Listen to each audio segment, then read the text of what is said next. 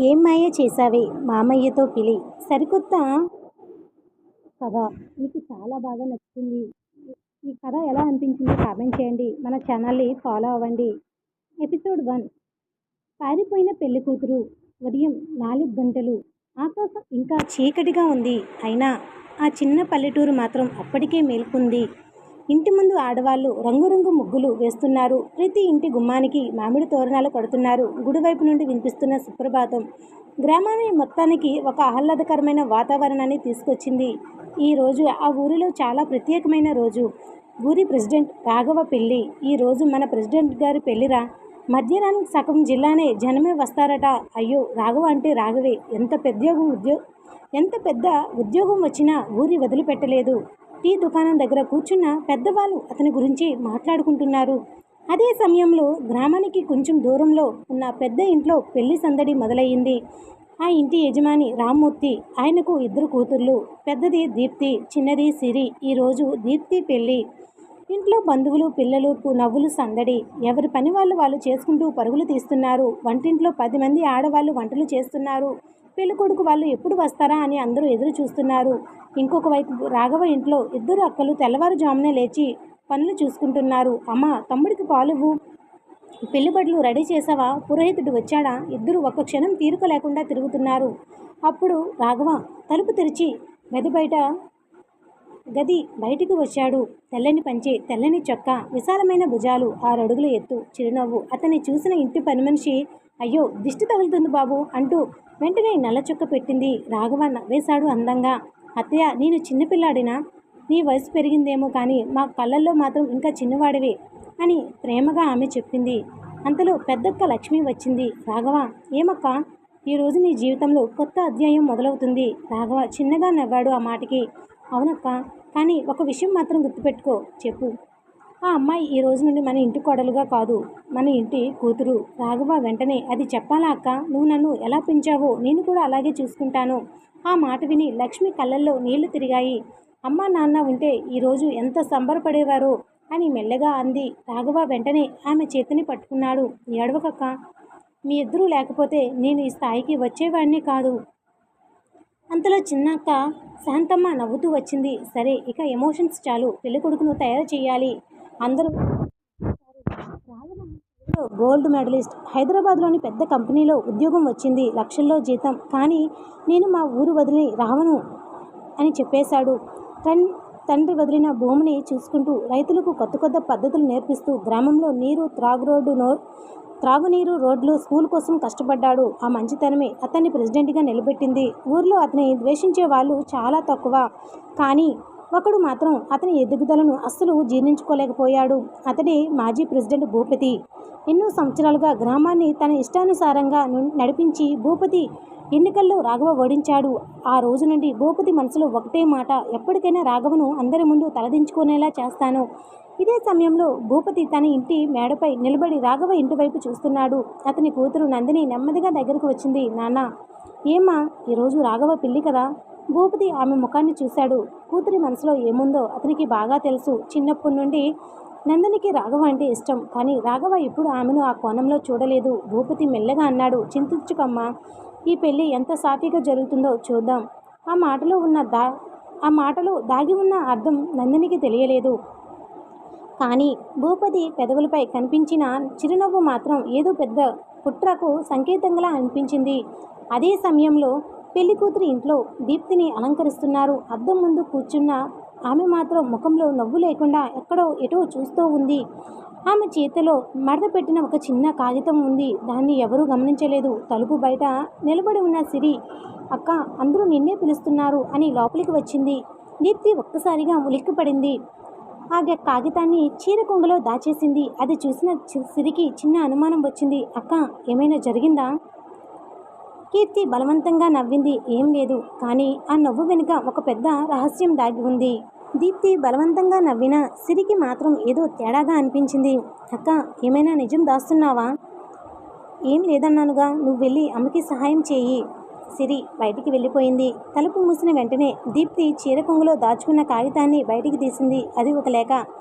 వణుకుతున్న చేతులతో చివరిసారిగా చదివింది. అమ్మా, నాన్న, నన్ను క్షమించండి. ఈ పెళ్ళి నాకు ఇష్టం లేదు. నా మనసు ఒప్పుకోవడం లేదు. నన్ను వెతకకండి.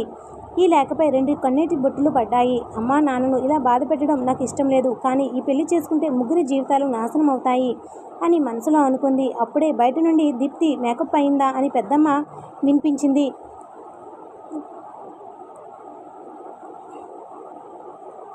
వెంటనే వస్తున్నా పెద్దమ్మ అని చెప్పి లేఖను మడిచి కిందకి దిండి పెట్టింది. అది అటు రాఘవ ఇంటి దగ్గర బ్యాండ్ మేళం మొదలయ్యింది. స్నేహితులంతా కలిసి రాఘవను ఆట పట్టిస్తున్నారు. ఏరా ప్రెసిడెంట్, ఈరోజు నవ్వు ఆపేస్తే ఎలా? రేపటి నుండి ఒక మాట వినవు కదా? అందరూ నవ్వుతుంటే రాఘవ కూడా నవ్వాడు. అతని మనసులో మాత్రం ప్రశాంతంగానే ఉంది. పెళ్ళి అంటే ఇద్దరి జీవితాల మధ్య బాధ్యత అని అతను తనలో తానే అనుకున్నాడు. పక్కనే నిలబడి ఉన్న పెద్దక్క లక్ష్మి, ఏమైందిరా అంత సైలెంట్గా ఉన్నావు? ఏం లేదక్క, ఒక అమ్మాయి జీవితానికి నేను బాధ్యత తీసుకోబోతున్నాను కదా, అందుకే. లక్ష్మి గర్వంగా చూసింది. అందుకే నిన్ను దేవుడు మాకు తమ్ముడిగా ఇచ్చాడురా. అదే సమయంలో మాజీ ప్రెసిడెంట్ భూపతి ఇంట్లో భూపతి దగ్గర అతనికి నమ్మకస్తుడు ఒకడు వచ్చాడు. అన్నా చెప్పు, అన్నీ మనం అనుకున్నట్టుగానే జరుగుతున్నాయి. భూపతి పెదవులపై చిరునవ్వు మెరిసింది. ఆ అమ్మాయి భయపడిందా? అవునన్నా, ఈలోపే అక్కడి నుండి వెళ్ళిపోతుంది. బాగుంది ఇది. ఈరోజు రాఘవ పరువు అందరి ముందు పోతుంది అని నవ్వాడు. అతని కూతురు నందిని మాత్రం, నాన్న మీరు ఏం చేస్తున్నారు అని అడిగింది. నీకు అర్థం కాని విషయం అడగకు అని గట్టిగా చెప్పాడు. నందిని భయంతో మౌనంగా నిలవబడిపోయింది. పెళ్లి ఇంట్లో సిరి వంటింట్లో అమ్మకి సహాయం చేస్తుంది. అమ్మ, నీకు అలవాటు ఉంది కదా, పెళ్లిలో అలసట చూసుకుంటామా అమ్మ అని నవ్వింది తల్లి. అంతలో సిరి అని దీప్తి పిలిచింది. సిరి గదిలోకి వెళ్ళింది. దీప్తి తన మెడలో ఉన్న చిన్న బంగారు గొలుసు తీసి సిరి చేతిలో పెట్టింది. అక్క, ఇదెందుకు? నువ్వే పెట్టుకో, కానీ ఇది నీకు నాన్న కొన్నది కదా. దీప్తి నవ్వింది. నువ్వు పెట్టుకుంటే నాకు సంతోషంగా ఉంటుంది. సిరికి ఏమీ అర్థం కాలేదు. అక్క, ఈరోజు నువ్వు చాలా వింతగా మాట్లాడుతున్నావు. ఏమీ లేదు అని చెప్పి సిరిని గట్టిగా హత్తుకుంది. ఆ కౌగిలిలో ఒక్క అక్క ప్రేమ మాత్రమే కాదు, చివరిసారిగా చెల్లిని చూస్తున్న బాధ కూడా ఉంది. సిరి నవ్వుతూ, అక్క, సాయంత్రం నువ్వు వెళ్ళిపోతే నన్ను మర్చిపోకు అని చెప్పింది. ఆ మాట విన్న దీప్తి కళ్ళల్లో మళ్ళీ నీళ్లు తిరిగాయి. నేను నిన్ను ఎప్పటికీ మర్చిపోను అని మాత్రమే చెప్పగలిగింది. బయట పెళ్ళికొడుకు వారు కారు ఇంటి ముందు ఆగింది. బ్యాండ్ మేళం మరింత గట్టిగా వినిపిస్తుంది. పెళ్ళికొడుకు వచ్చేశాడు అని పిల్లలు అరుస్తూ లోపలికి పరిగెట్టారు. అందరూ హడావిడిగా బయటికి వెళ్ళారు. ఆ అవకాశం కోసమే ఎదురు చూస్తూ ఉంది దీప్తి. నెమ్మదిగా గది తలుపు మూసింది. దిండు కింద ఉన్న లేఖను తీసుకుంది. తన చీరను సరిచేసుకుంది. గది ఒక్కసారి మొత్తం చూసింది. అమ్మ, నన్ను క్షమించు అని మెల్లగా చెప్పి వెనుక తలుపు వైపు నడిచింది. అదే సమయంలో ఇంటి వెనుక ఒక కారు నిశ్శబ్దంగా ఆగింది. ఆ కారులో ఎవరున్నారో దీప్తికి తెలియదు. కాసేపటికి పెళ్లి కూతురు కనిపించటం లేదు. ఇంటి వెనుక ఒక తెల్ల కారు నిశ్శబ్దంగా ఆగింది. చుట్టుపక్కల ఎవ్వరూ లేరు. అందరూ పెళ్లి కొడుకు స్వాగతంలో మునిగిపోయారు. దీప్తి మెల్లగా తలుపు తెరిచి బయటకు వచ్చింది. ఒక్కసారి వెనక్కి తిరిగి ఇంటిని చూసింది. ఆ ఇంట్లో తన చిన్ననాటి జ్ఞాపకాలు, తల్లి ప్రేమ, తండ్రి ఆప్యాయత, చెల్లి అల్లరి అన్నీ ఒక్కసారిగా కళ్ళ ముందు మెదిలాయి. అమ్మ, నన్ను క్షమించు అని కళ్ళు తుడుచుకుంది. అప్పుడే కారు దగ్గర నిలబడి ఉన్న వ్యక్తి, త్వరగా రండమ్మా, ఇంకొంచెం ఆలస్యమైతే ఇక్కడి నుండి వెళ్ళలేం అన్నాడు. దీప్తి మెల్లగా కారులో కూర్చుంది. కారు అక్కడి నుండి నెమ్మదిగా బయలుదేరింది. కానీ కారులో కూర్చున్న వ్యక్తి తాను అనుకున్న వ్యక్తి కాదని దీప్తికి తెలియదు. అదే సమయంలో ఆ ఇంటి ముందు రాఘవ కారులో నుండి దిగాడు. తెల్లటి పంచె, బంగారు మంచు ఉన్న ఉత్తరీయం, మెడలో పూలదండ, చిరునవ్వుతో పెద్దలకు నమస్కారం చేశాడు. రండి బాబు అంటూ రామ్మూర్తి ఆహ్వానించాడు. నమస్కారం మామయ్య అని రాఘవ గౌరవంగా నమస్కరించడంతో రామ్మూర్తికి మనసు ఎంతో ఆనందంతో నిండిపోయింది. ఇలాంటి అల్లుడు రావడం మా అదృష్టం అని పక్క వాళ్ళతో చెప్పుకున్నాడు. మాజీ ప్రెసిడెంట్ భూపతి దూరంగా నిలబడి అన్నీ గమనిస్తున్నాడు. ఇంకో 10 నిమిషాలు తర్వాత ఇంట్లో ఏడుపులు ఎలా వినిపిస్తాయో చూద్దాం అని మనసులో నవ్వుకున్నాడు. అతని పెద్ద కొడుకు, నాన్న ఏదైనా తప్పు జరుగుతుందా అని అడిగాడు. తప్పు కాదు, నేను వేసిన ఎత్తుగడ. భూపతి చల్లగా నవ్వాడు. అదే సమయంలో సీత తన అక్క గదిలోకి వచ్చింది. అక్క, అందరూ పిలుస్తున్నారు అని పిలిచింది. సమాధానం లేదు. అక్క అని మరోసారి పిలిచింది. అయినా శబ్దం లేదు. బహుశా బాత్రూంలో ఉందేమో అని అనుకుని అక్కడ కూడా చూసింది. అక్కడ కూడా ఎవరూ లేరు. ఆమెకు కాస్త భయం వేసింది. ఇల్లంతా వెతికింది. ఎక్కడా దీప్తి కనిపించలేదు. అప్పుడే మంచం మీద ఉన్న దిండి కింద ఒక తెల్లటి కాగితం కనిపించింది. ఇదేంటి అని తీసి చూసింది. దీప్తి చేతిరాత. సిరి గుండె ఒక్కసారిగా బలంగా కొట్టుకుంది. అమ్మా అని గట్టిగా అరుస్తూ బయటికి పరిగెత్తింది. వంటగదిలో ఉన్న తల్లి ఏమైందమ్మా అని ఆందోళనగా అడిగింది. సిరి చేతిలో ఉన్న లేఖను చూపించింది. అక్క కనిపించటం లేదు. ఆ మాట విన్న వెంటనే తల్లి చేతిలో ఉన్న గిన్నె నేలపై పడిపోయింది. ఏమంటున్నావు? రామ్మూర్తి పరుగెట్టుకుంటూ వచ్చాడు. వణుకుతున్న చేతులతో లేఖను తీసుకుని చదవడం ప్రారంభించాడు. నాన్న, నన్ను క్షమించండి. ఈ పెళ్ళి నాకు ఇష్టం లేదు. నా వల్ల మీ పరువు పోతుందని నాకు తెలుసు. కానీ మనసు లేని పెళ్లిని చేసుకుని ఇంకొక జీవితాన్ని నాశనం చేయలేను. నన్ను వెతకకండి. నీ దీప్తి. లేక పూర్తి అయ్యేసరికి రామ్మూర్తి చేతులు వణికాయి. తల్లి గట్టిగా ఏడుస్తూ నేలపై కూర్చుంది. నా కూతురు ఇలా చేస్తుందని అనుకోలేదు. సిరి మాత్రం అక్క నువ్వెక్కడికి వెళ్ళావు అంటూ ఏడుస్తుంది. బయట పురోహితుడు గట్టిగా పిలిచాడు. వధువు మండపానికి తీసుకుని రండి. ముహూర్తానికి ఇంకా 15 నిమిషాలే ఉందని.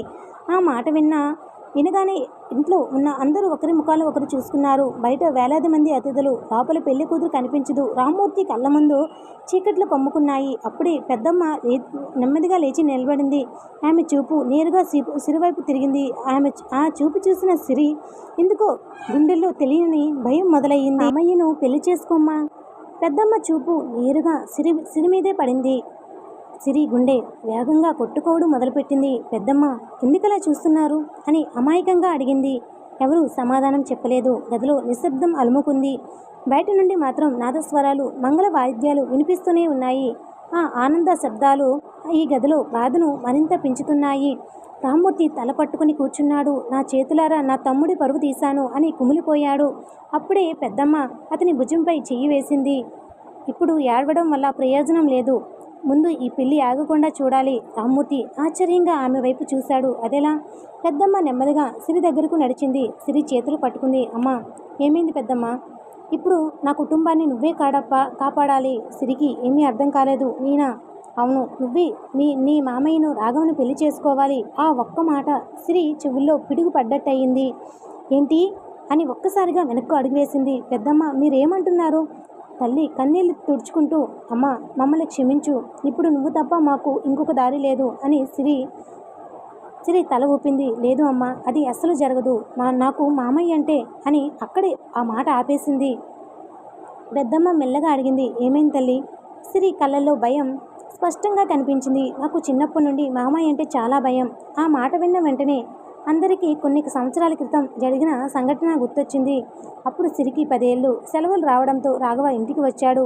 ఉదయం పాఠ పుస్తకాలు పక్కన పెట్టి ఇంట్లో అందరు పిల్లలతో కలిసి మామిడి తోటలో ఆడుకుంటుంది. అప్పుడే రాఘవ అక్కడికి వచ్చాడు. సిరి అని పిలిచాడు. ఆమె ఉలిక్కిపడింది. చెట్టు వెనకాల దాక్కుంది. హోంవర్క్ చేశావా అని అడిగాడు. సిరి తలదించుకుంది. లేదు.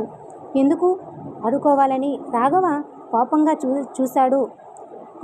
కోపంగా చూడలేదు, కానీ గంభీరంగా అన్నాడు. ముందు చదువు, తర్వాత ఎంతసేపైనా ఆడు అని పుస్తకం తెచ్చి కూర్చోబెట్టాడు. గంటపాటు పాఠం చెప్పాడు. అప్పటి నుండి రాఘవ కనిపిస్తే చాలు సిరి పుస్తకం తీసుకుని కూర్చునేది. సెలవుల్లో కూడా మామయ్య ఇంటికి వచ్చాడా అని చూసుకుని వేరే ఇంట్లోకి దాక్కునేది.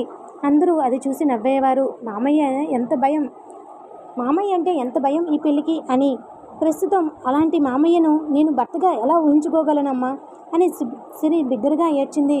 ఆమె తల్లి ఆమెను గట్టిగా హత్తుకుని ఏడ్చింది. నాకు తెలుసు, కానీ ఈరోజు ఈ పెళ్ళి ఆగిపోతే అని నీ మామయ్య జీవితాంతం అవమానంతో తలదించుకోవాల్సి వస్తుంది.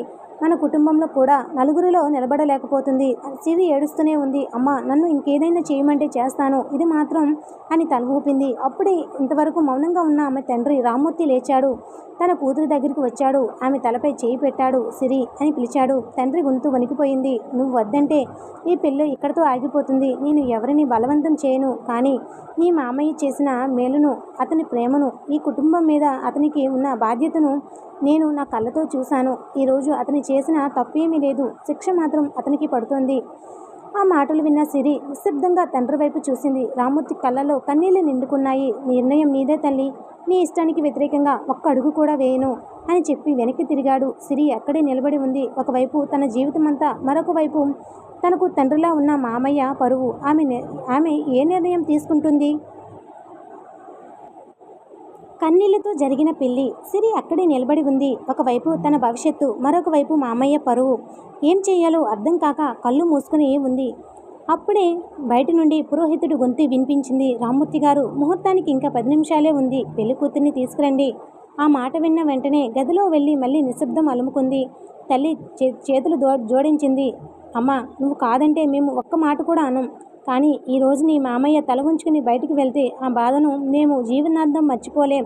పెద్దమ్మ కూడా ఏడుస్తూ, నీ అక్క చేసిన తప్పుకు శిక్ష అతనికి పడకూడదమ్మా అని అంది. సిరి నెమ్మదిగా తండ్రి దగ్గరికి వెళ్ళింది. నాన్న. రామ్మూర్తి తలెత్తి చూశాడు. నువ్వు ఒక్క మాట చెప్పు. నీకు నిజంగా ఈ పెళ్లి జరగాలని ఉందా? రామ్మూర్తి కొద్దిసేపు మాట్లాడలేకపోయాడు. తర్వాత వణుకుతున్న గొంతుతో, నాకు నా కూతురి సంతోషం ముఖ్యం. కానీ రాఘవ కూడా నా కొడుకు లాంటి వాడే. అతనికి అన్యాయం జరగడం నేను అస్సలు చూడలేను అని చెప్పి తలదించుకున్నాడు. ఆ మాటలు విన్న సిరి లోతుగా ఊపిరి తీసుకుంది. కళ్ళల్లో కన్నీళ్లు తుడుచుకుంది. సరే అమ్మా, నేను పెళ్లికి సిద్ధం. ఆ ఒక్క మాటతో గదిలో ఉన్న వాళ్ళందరూ ఒక్కసారిగా ఏడ్చేశారు. తల్లి గట్టిగా కూతుర్ని హత్తుకుంది. నీ రుణం ఈ జన్మలో తీర్చుకోలేమమ్మా. సిరి మాత్రం చిన్నగా నవ్వింది. నాకు ఒక్క మాట ఇవ్వండి. చెప్పమ్మా.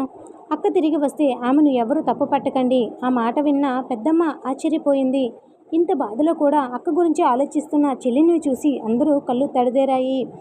అదే సమయంలో మండపం వెనుకకు రాఘవని పిలిచారు. రాఘవ, ఒక ముఖ్యమైన విషయం అని పెద్దక్క భర్త అన్నాడు. ఏమైంది బావా? దీప్తి ఇంట్లో లేదు. రాఘవ ఒక్కసారిగా ఉలిక్కిపడ్డారు. ఏమంటున్నారు? లేఖ రాసి వెళ్ళిపోయింది. కొన్ని క్షణాలు రాఘవ మౌనంగా నిలబడ్డాడు. ఇప్పుడు ఏం చేయాలి అని నెమ్మదిగా అడిగాడు. ఇంట్లో వాళ్ళు సిరిని నీకిచ్చి పెళ్లి చేయాలని నిర్ణయించారు.